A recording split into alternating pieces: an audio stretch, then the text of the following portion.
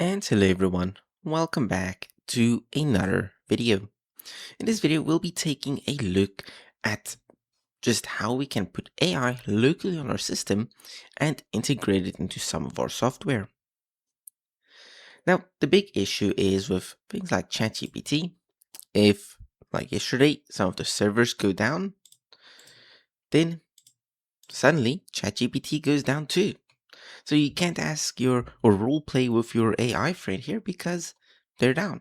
Not to mention, if you do the role playing with them, all of this is stored on their servers and it's learning off of anything and everything you're saying. And it's storing it away. Meaning, even if you delete it, chances are they're not really deleting it on their servers. We have learned time and time again we can't trust these online services to delete our stuff if we ask them. So chances are, whatever you're feeding in here, it's learning about you and it's saving about you and it's probably selling to other people. Same with things like Windscribe. Windscribe is also being hosted on its own thing. Same with Copilot. All of these AIs are just being hosted on their own, meaning you're giving up your information every single time that you use them. I'm going to show you a way to kind of free yourself from this cycle of madness by going and getting yourself lmstudio. This will be our base. So lmstudio is an interface for a local AI you run on your system. It is very similar to Olama. So if you know about Olama, then I recommend go for it. Olama works perfectly fine. But I find Olama to be a little bit too complicated for the average newbie to use. Plus, lmstudio is even easier. Just set it up. So we're going to download it here. After we have installed and set it up, we're going to try and use this AI in VSCode. So while we code, we can use this AI. All right, so here it is. Actually, before you even open that, you should be going to VirusTotal and just yoinking that in there. I actually already opened it, but you should actually be throwing your things in here, at least if you don't have any sort of antivirus on your system, because this is, of course, Windows and, Windows. And now you're probably saying, Marty, you just gotta take a few risks. Oh, I do take risks. Every time I open up Windows, that's a risk. So here, we can either for everyone or just for me. I'm fine with just for me. We can install this. All right, then once you're here, just run lmstudio. Then my get started is, I think, grayed out, so we should just maybe give it a second. Note, for the initial setup, you will need an internet connection, but afterwards, both for the VS Code section as well as this section, you won't need an internet connection, so it's just for the setup. We can click on get started once that is no longer grayed out. Now, you might want to be a developer, since we're going to use it in VS Code. But either being power user or user is perfectly fine. You can change this very easily later on, and I'll show you how. For me, I'm just going to stick to power user, but if you're new to AI, just select user to make it easy. It's power user, we can go continue. Now, you could download this. This is actually the one I even recommend downloading because it's just really good all around. So I actually recommend getting this one if your system can support it. However, if you don't have at least a 1080 Ti, I recommend holding off. Also, this is like 12 gigs, and I'm not going to wait for 12 gigs to download on my internet speed. So I'm not going to download this. So I'm just going to say skip. And here is just going to give you some tips. All right, and then here you're in. Now, if you want to find a model, you go to Discover, and here you can find models. If you want to get that ChatGPT one, you just say GPT. There we go, OSS. If you click on it, you'll actually notice that here it gives you the download option. So if you want to download it, you can get it here. However, it's a little bit big and I don't want to wait that long. So for simplicity's sake, I'm just going to get Gemini or Gemma. You'll notice this is my recommended one. So it has a little thumbs up. So it's recommended. And here it says that it has full GPU offload possible, which is always nice. And I don't really care about these things, but you can ask either a local AI or ChatGPT what they mean and choose which one is best for you. Some of them have their benefits, but this is fine. You'll notice that in 3 gigs, it will also run a little bit faster. And if you have a weaker system, it will most likely actually work better on your system. So I'm going to choose this one. Just note the smaller an AI is, usually the dumber it is. But for today's tutorial, it doesn't matter. And this one is also nice because you can add images and it can read text from those images. So it's very nice if you just quickly want to take a screenshot and then grab the text from that screenshot. So you'll notice if you look at this eye here, this model can process image input. But you might want to get one for true use specifically. So I actually recommend maybe getting this one for the tool use. It's a little bit bigger. It's at 8 gigabytes. And GWin-free is also a very good option. And it can also think. So I would recommend this one if you'd prefer this one instead. We can actually take a look around. So first of all, here's your user interface. This is where we'll be chatting. Once this model is downloaded, you just click here and you select that model, which is currently downloading. And you can then send messages to chat with. You can attach files. This is pretty useful. So let's say your model can do reasoning. For example, the Gemma models, if you say /no_think, they will stop thinking. And then it will just save you a little bit of time. Instead of them thinking the whole thing for you, it will just give you the answer. So pretty much this is just like a default prompt. It gives in the background a little bit of context as it mentions here. So it can be no think, and you can also attach things like and always reply like you are my dummy mommy. There we go. Now every time it's going to reply, it's not going to think, and it's just going to be my dummy mommy. So if you want to do your role playing here, it works perfectly fine. Just remember to save it. So save preset, and just say dummy mommy dummy, and we just say save. And there we go. Now you have this preset, which will then add this at the background. So pretty much it's like adding it up here and then your prompt afterwards. But instead it's like here on the side, so you can just start prompting here and it will automatically attach that. Then you have your model. This is some model settings you can change. I'm not going to mess around too much with that. And then you of course have the program, which is what you find here. Then if you want to change between user, power user, and developer, you can go here. So if you just go user, you'll notice you lose all of those extra things here, and it just removes things that you don't need to see. It makes it simple for you, super easy. Power user includes all of these extra things on the side, and then of course if you have developer, you'll have a couple of extra features as well. Power user I find is like the best middle ground.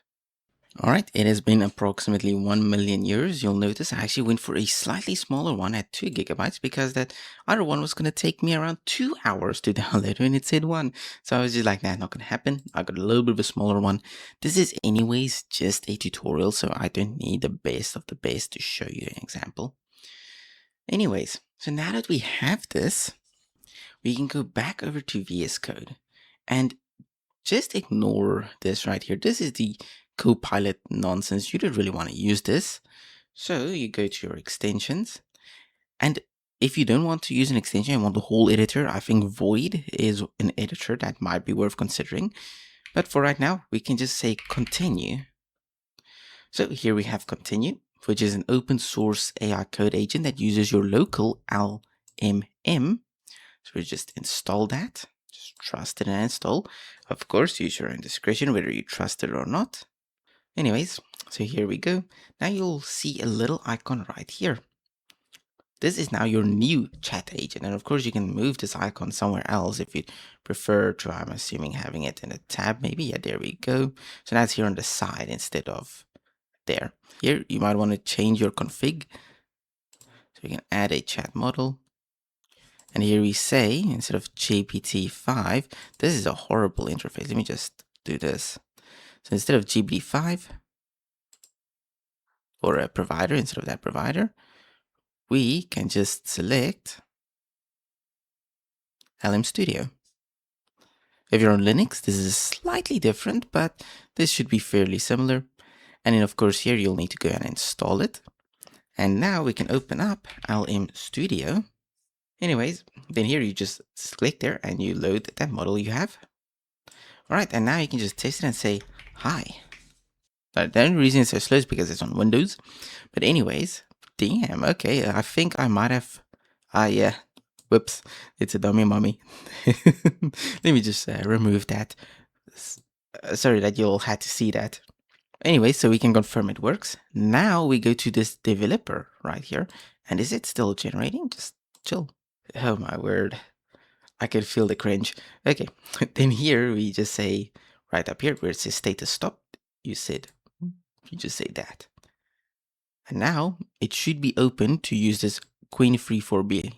So here you can either auto detect or you can like select it here. I might be able to find it here, but I might just let it auto detect. Yeah, so let's just say connect. Let's see if it can auto detect it. You can load in multiple, so if you want one to autocomplete or whatnot, then you can, and I'll show you how in a second. So I'm going to throw this right there. You could specify what its role should be, so roles. And here you can specify what it should be able to do. For example, it should be able to chat, should be able to edit, it should be able to autocomplete. And you just specify all the things it should be able to do here. I'm going to skip that, but you could specify there if you want to. And we can actually rename this to Queen Free. There we go. And there you should see it update, and now you can see it there. Now let's go here and ask, how do I do fizz buzz in JavaScript? Okay, for the example portion, I'm just going to jump to Linux because, wow, that's horrible. All right, let's try that again. So I have the same setup here. We have like the status running, and we can just load a model. Now, because I finally can, I'm going to select this GPT OSS 20 billion. And you'll notice my NV-top is even less demanded than what it was on Windows. I truly cannot understand why Windows is a thing. But just make sure that the status running is in fact true. All right, there we go. Now we can go back to VS Code here. Again, you can open up your thing here on the side. There we go. So here you can actually ask the question. Here you can start a new chat. We have our local agent, which I selected. And of course you can configure it, and here you can see I said it should chat, edit, and apply, but it should not autocomplete. If you want to, you can actually set two different AIs for autocomplete and chat. Meaning, if you choose a much smaller and faster AI, you can put it on autocomplete, like here, you just specify it, and then when you type it should autocomplete for you. But if you have a slow, bulky AI like this GPT OSS 20 billion, which is a little bit slower and, but smarter, but slower, then you can just say chat, edit, and apply. But after that, you can go here and say how to do fizz buzz in JS.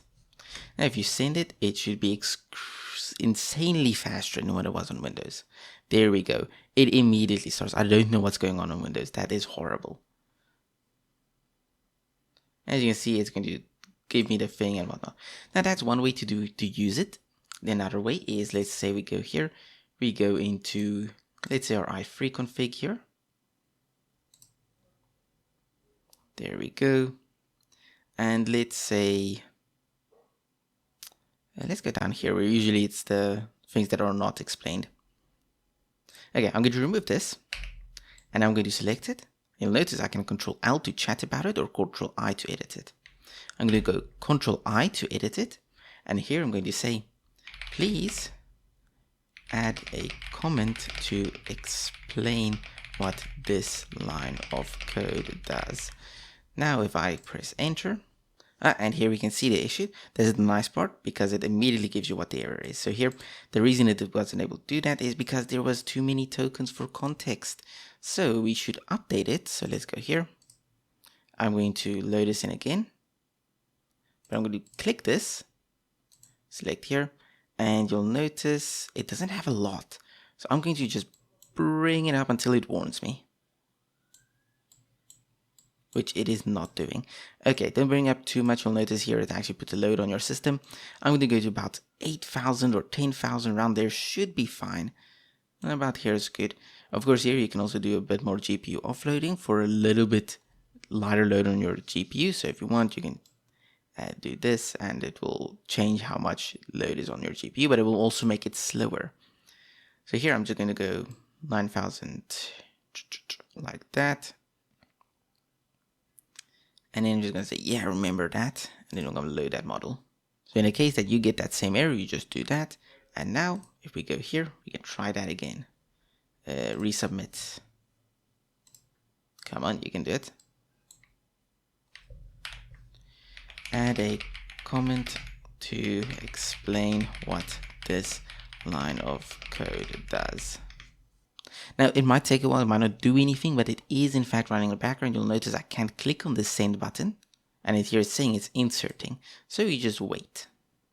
Because this is GPT OS, it's a little bit slower. So here, set keyboard layout to US twice with call mark variant and enable group switching with Alt Shift, meaning, and it's actually correct. So, and you just accept. You accept. There we go. Meaning if I go here, so currently I'm on QWERTY, so QWERTY. But if I say Alt Shift, I'm no longer on QWERTY. I'm instead on Colmark. Now, as an educator, I think it is important to mention when is it good to use AI in code. Because personally, I'm kind of against using AI in code, especially if it's work related. So what I would recommend is what you do is if you don't understand something, you just ask the AI what it means. For example, let's say I select this right here again. Now I can say Ctrl L and I can ask the AI, please explain this to me. Now the AI is going to explain that to me, which is a lot better than asking the AI to do stuff for me. This is also useful for when you're learning a new language and you don't understand something, you can ask the AI to help you with it. But asking the AI to do something for you is where the no-no comes in, because then you're going to become reliant on the AI. And of course you can add context, so here you can say current file. What is this file? And here it says it's an AI-free window manager configuration file, which is in fact correct. And yeah, that's that. Thank you for watching. I hope you all enjoy, and I will see you all again in the next video.